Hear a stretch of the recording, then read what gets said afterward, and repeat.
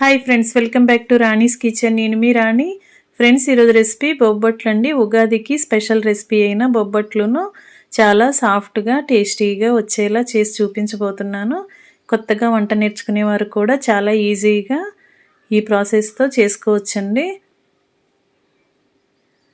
వీడియోని ఫస్ట్ నుంచి లాస్ట్ వరకు స్కిప్ చేయకుండా చూడండి. చాలా మృదువుగా కమ్మగా ఈ బొబ్బట్లు అనేవి చేసుకోవచ్చు. ఎప్పుడు కూడా శనగపప్పు బొబ్బట్లే కాకుండా నేను చూపించిన విధంగా ఒకసారి చేసి చూడండి. చిన్నపిల్లలకి, పెద్దవాళ్ళకి అందరికీ కూడా ఈ రెసిపీ నచ్చడమే కాకుండా చాలా హెల్దీ కూడా. ముందుగా మిక్సింగ్ బౌల్ తీసుకుని దానిలోకి 1 కప్పుకి నిండుగా మైదా పిండిని తీసుకుని వేసుకోండి. మైదా పిండి ప్లేస్లో మీరు గోధుమ పిండి అయినా వేసుకోవచ్చండి. దీనిలోకి టేస్టీకి సరిపడా సాల్ట్ వేసుకుని 1/2 టీ స్పూన్ వరకు పసుపు వేసుకోండి. 1 టేబుల్ స్పూన్ నెయ్యి వేసుకోండి. నెయ్యి ప్లేస్లో ఆయిల్ అయినా వేసుకోవచ్చు. ఆయిల్ కన్నా కూడా నెయ్యి వేసుకున్నట్లయితే బొబ్బట్లు అనేవి చాలా టేస్టీగా మృదువుగా వస్తాయి. మనం వేసిన ఇంగ్రీడియంట్స్ అన్నీ కూడా పిండికి పట్టేంత వరకు చేత్తో పిండిని రఫ్ చేస్తూ బాగా కలపండి. తర్వాత కొంచెం కొంచెంగా వాటర్ని యాడ్ చేస్తూ పిండిని చపాతీ పిండి, పూరీ పిండి కన్నా కూడా చాలా సాఫ్ట్గా మెత్తగా వచ్చేలా కలపండి. కొంచెం వాటర్ ఎక్కువగానే పోసి సాఫ్ట్గా వచ్చేంత వరకు కలపండి. పిండి అనేది మరీ గట్టిగా ఉండకూడదండి, కొంచెం లూజుగానే ఉండాలి. ఫ్రెండ్స్, ఛానల్ని ఫస్ట్ టైం వాచ్ చేస్తున్నారు సబ్స్క్రైబ్ చేసుకుని పక్కనే ఉన్న బెల్ బటన్ క్లిక్ చేయండి. నేను పెట్టబోయే రెసిపీస్ అన్నీ డైలీ మీ ఫోన్కి నోటిఫికేషన్కి వస్తాయి కదా, ఓపెన్ చేసి చూడండి.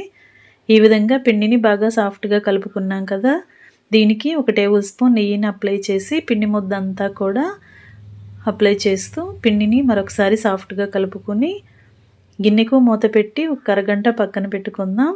పైపిండి అనేది ప్రిపేర్ అయ్యింది కదా, ఇప్పుడు బొబ్బట్లకి లోపల పూర్ణాన్ని కుక్ చేసుకుందాం. ఈ లోపుగా మనం ఈ పిండిని పక్కన పెట్టుకుందాం.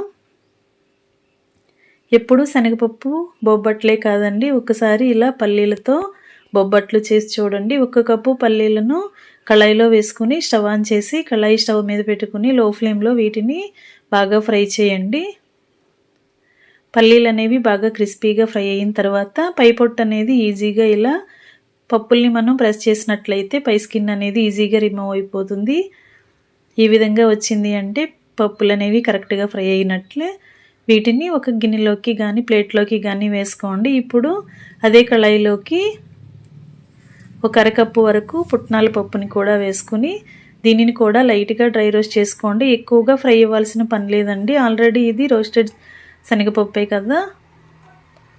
ఇలా లైట్గా ఫ్రై చేసుకుని ప్లేట్లోకి పెట్టుకోండి. ఇదే కళాయిలోకి కొన్ని బాదం పప్పుల్ని, జీడిపప్పుల్ని కూడా వేసుకుని ఫ్లేమ్ మీడియంలో పెట్టుకుని బాగా ఫ్రై చేసుకోండి. పప్పులు అనేవి ఎక్కువగా మాడనివ్వకుండా ఇలా లైట్గా కలర్ చేంజ్ అయిన తర్వాత వెంటనే గిన్నెలోకి తీసేసుకోండి. ఇదే కళాయిలోకి 1 అరకప్పు వరకు ఎండి కొబ్బరి ముక్కలను కూడా వేసుకుని వీటిని కూడా లైట్గా ఫ్రై చేయండి. ఎండు కొబ్బరి ముక్కలు అనేవి ఎక్కువగా తేమ అనేది ఉండవు కాబట్టి తక్కువ టైంలోనే ఇవి ఫ్రై అయిపోతాయి కదా. వీటిని కూడా ఒక గిన్నెలోకి తీసుకోండి. ఇప్పుడు లోపల పూర్ణం ఉడికించుకోవటానికి తగిన మందంగా ఉన్న కళాయిని తీసుకుని దానిలోకి ఏ కప్పుతో మనం పల్లీలు కొలిచి తీసుకున్నామో అదే కప్పుతో 1 కప్పు పల్లీలకు 1 కప్పు బెల్లం తురుము వేసుకోండి. స్వీట్ ఎక్కువగా ఇష్టపడేవారు మరొక 1/2 కప్పు బెల్లం తురుము అయినా వేసుకోవచ్చండి. ఆ బెల్లం తురుముని కళాయిలో వేసుకుని 1 కప్పు వరకు వాటర్ పోసి బెల్లం బాగా కరిగించండి. ఎలాంటి పాకము రావాల్సిన పని లేదు, బెల్లం అంతా గడ్డలన్నీ కరిగితే సరిపోతుంది. ఈ కళాయిని పక్కన పెట్టేసుకోండి. పల్లీల పైన ఉన్న స్కిన్ అంతా ఓపెన్ చేసిన తర్వాత పప్పులన్నీ కూడా తీసుకుని ఇలా మిక్సీ జార్లోకి వేసుకోండి. ఇదే మిక్సీ జార్లోకి పుట్నాల పప్పును కూడా వేసుకుందాం. అలాగే జీడిపప్పు, బాదం పప్పుల్ని కూడా వేసుకోండి. ఎండు కొబ్బరి ముక్కలను కూడా వేసుకోండి. 1-2 యాలకులు కూడా వేసుకోండి. ఇవన్నీ కూడా మూత పెట్టి బాగా మెత్తగా గ్రైండ్ అయ్యేలా గ్రైండ్ చేద్దాం. మధ్య మధ్యలో ఆపుకుంటూ గ్రైండ్ చేసినట్లయితే పల్లీలు అనేవి ఆయిల్ రిలీజ్ అవ్వకుండా ఇలా పొడి పొడిగా వస్తాయండి. ఈ విధంగా పౌడర్ అంతా కూడా ఇలా బాగా నలిగిన తర్వాత ఈ మిక్సీ జార్ని పక్కన పెట్టుకోండి. ఇప్పుడు దీనిని ఉడికిద్దాం. స్టవ్ ఆన్ చేసి కళాయిని తీసుకుని 1 టేబుల్ స్పూన్ నెయ్యి వేసుకోండి. నెయ్యి కరిగిన తర్వాత మనం గ్రైండ్ చేసి పెట్టుకున్న పల్లీల పౌడర్ అంతా కూడా కళాయిలో వేసుకుని లైట్గా ఫ్రై చేసి మనం ముందుగా కరిగించి పక్కన పెట్టుకున్న బెల్లం సిరప్ని స్ట్రైనర్తో వడగట్టుకుందాం. మనం పప్పులన్నీ కూడా బాగా ఫ్రై చేసి గ్రైండ్ చేసుకున్నాం కాబట్టి ఈ పౌడర్ అనేది ఎక్కువగా ఫ్రై అవ్వాల్సిన పని లేదండి. దీనిలోకి బెల్లం కరిగించిన వాటర్ అన్నీ కూడా స్ట్రైనర్తో వడగట్టుకుని ఈ వాటర్లోకి పిండంతా కూడా పల్లీల పౌడర్ అంతా కూడా కలిసేలా గరిటెతో బాగా కలుపుతూ ఉడికించండి. ఫ్లేమ్ని మీడియంలో పెట్టుకుని బాగా కలుపుతూ ఉడికించినట్లయితే ఈ స్వీట్ అంతా కూడా ముద్దలాగా దగ్గరగా ఉడుకుతుంది. అంతవరకు కూడా బాగా కలుపుకుంటూ ఉడికించండి. వాటర్లో ఎక్కడా కూడా పిండి ముద్దలు అనేవి లేకుండా బాగా కలుపుకుంటూ ఉడికించండి. దీనిలోకి మరింత రుచి కోసం 1 టేబుల్ స్పూన్ తెల్ల నువ్వులు కూడా వేసుకోండి. నువ్వులు అనేవి మరికొన్ని ఎక్కువగా వేసుకున్నా కూడా స్వీట్ అనేది టేస్టీగా వస్తుంది. నువ్వులు కూడా బాగా కలిసేంత వరకు కలిపిన తర్వాత స్వీట్ని బాగా దగ్గరగా ఉడికించండి. మధ్య మధ్యలో కొంచెంగా నెయ్యి వేసుకుంటూ ఉడికించినట్లయితే స్వీట్ అనేది కళాయికి అంటుకుపోకుండా ఈజీగా సపరేట్ అవుతూ ఉడుకుతుంది. ఈ విధంగా నెయ్యి యాడ్ చేసుకుంటూ స్వీట్ని బాగా దగ్గరగా ఉడికించండి. మరీ ఎక్కువగా గట్టిగా ముద్దలాగా రావాల్సిన పని లేదండి. మనం బొబ్బట్లోకి ఈ స్వీట్ని ప్రిపేర్ చేస్తున్నాం కాబట్టి బొబ్బట్లు అనేవి మనం పూరీ పీట పైన చేసుకుంటున్నప్పుడు మరీ గట్టిగా స్వీట్ అనేది ముద్దలాగా వచ్చేసిందంటే బొబ్బట్లు చేసుకోవటానికి ప్రాసెస్ అనేది కష్టమవుతుంది. అలా కాకుండా కొంచెం లూజుగా ఉన్నప్పుడే స్టవ్ ఆఫ్ చేసుకున్నట్లయితే అది చల్లారిన తర్వాత మరి కొంచెం గట్టిపడుతుంది.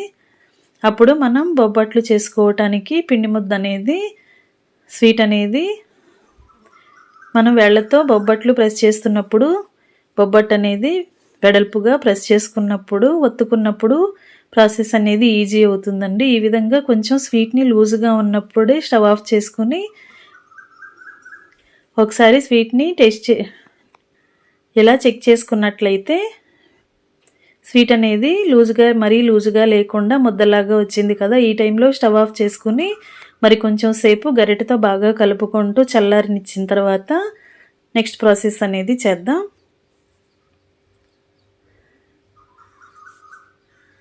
శనగపప్పు బొబ్బట్ల కన్నా కూడా ఈ బొబ్బట్లు అనేవి చాలా చాలా టేస్టీగా ఉండటమే కాకుండా చిన్నపిల్లలకి పెద్దవాళ్ళకి కూడా చాలా బలమైన ఆహారం అండి.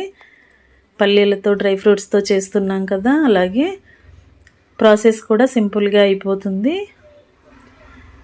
స్వీట్ అనేది బాగా చల్లారిన తర్వాత ఇలా బటర్ పేపర్కి కానీ ప్యాకింగ్ కవర్ ఆయిల్ కవర్స్కి కానీ ఇలా నెయ్యిని అప్లై చేసుకొని మనం ముందుగా కలిపి పెట్టుకున్న మైదా పిండి ముద్దని కొంచెంగా తీసుకుంటూ దానిని కొంచెం వెడల్పుగా ప్రెస్ చేస్తూ మనం ఉడికించి రెడీగా పెట్టుకున్న డ్రై ఫ్రూట్స్ స్వీట్ని కూడా కొంచెంగా ముద్దలాగా తీసుకుని ఈ పూరీకి మధ్యలో పెట్టుకుని నేను చూపించిన విధంగా అంచులన్నీ కూడా ఇలా పైకి సాగుతున్నట్లుగా పిండిని లాగినట్లయితే పిండి అంతా కూడా బాగా పైకి వస్తూ లోపల పూర్ణం అనేది ఎక్కడా కూడా కనిపించకుండా మొత్తం కవర్ అవుతుందండి. ఇలా ఈ విధంగా మనం పై పిండి ముద్దని బాగా లాగుతూ బాల్ లాగా చేసుకోవాలి. ఈ విధంగా చేసి మనం నెయ్యి అప్లై చేసిన బటర్ పేపర్ పైన మరొక బటర్ పేపర్ని నెయ్యితో అప్లై చేసుకుంటూ పూరీ పైన ఈ పేపర్ని పైన క్లోజ్ చేసి చేత్తో ఇలా ప్రెస్ చేస్తున్నట్లయితే బొబ్బట్టు అనేది చాలా ఈజీగా స్ప్రెడ్ అవుతుంది. మనం ఏ సైజులో చేసుకోవాలి అనుకుంటున్నామో దానిని బట్టి పిండి ముద్దని ఎక్కువగా కానీ తక్కువగా కానీ తీసుకుంటూ ఇలా నెయ్యి రాసిన బటర్ పేపర్ మధ్యలో పెట్టుకుని ప్రెస్ చేసినట్లయితే పూరీ చేసుకోవటం అనేది ఈజీగా అయిపోతుంది. అంతేకాకుండా మనం పెనం పైన కాల్చేటప్పుడు కూడా కవర్ నుంచి త్వరగా ఈజీగా రిమూవ్ అవుతుందండి. ఈ విధంగా చేసి పెట్టుకోండి. స్టవ్ ఆన్ చేసి పెనం పెట్టుకొని 1 టేబుల్ స్పూన్ నెయ్యి వేసుకోండి. నెయ్యి కొంచెం కరిగిన తర్వాత మనం ముందుగా చేసి పెట్టుకున్న బొబ్బట్టుని పెనం పైన వేసుకుని రెండు వైపులా కూడా కాల్చుకోవటమే. పేపర్కి మరి కొంచెం ఎక్కువగా ఆయిల్ని అప్లై చేసినట్లయితే మనం ఈ విధంగా పెనం పైన బొబ్బట్లు వేసుకునేటప్పుడు చాలా ఈజీగా అవి ఓపెన్ అయిపోయి పెనం మీదకి వస్తాయి. ఈ విధంగా చేసుకుని ఒకవైపున బాగా ఫ్రై అయిన తర్వాత వెనక వైపు కూడా ఫ్రై చేసుకోండి.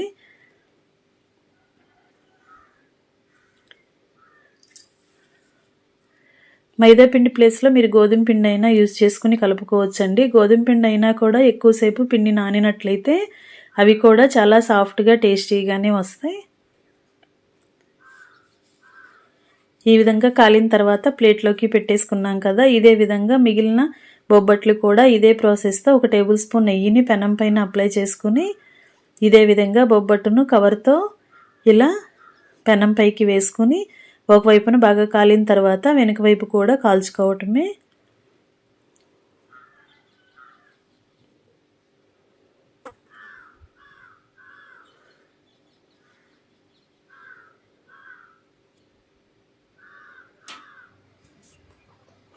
పిండి అనేది బాగా నానినట్లయితే బొబ్బట్లు అనేవి ఇలా పొంగుతూ టేస్టీగా సాఫ్ట్గా వస్తాయండి. ఇదే విధంగా మిగిలినవన్నీ కూడా నెయ్యితో కాల్చుకొని వేడివేడి ఉగాది స్పెషల్ బొబ్బట్లని ప్లేట్లోకి తీసుకుని ఫ్యామిలీకి సర్వ్ చేసుకోవటమే.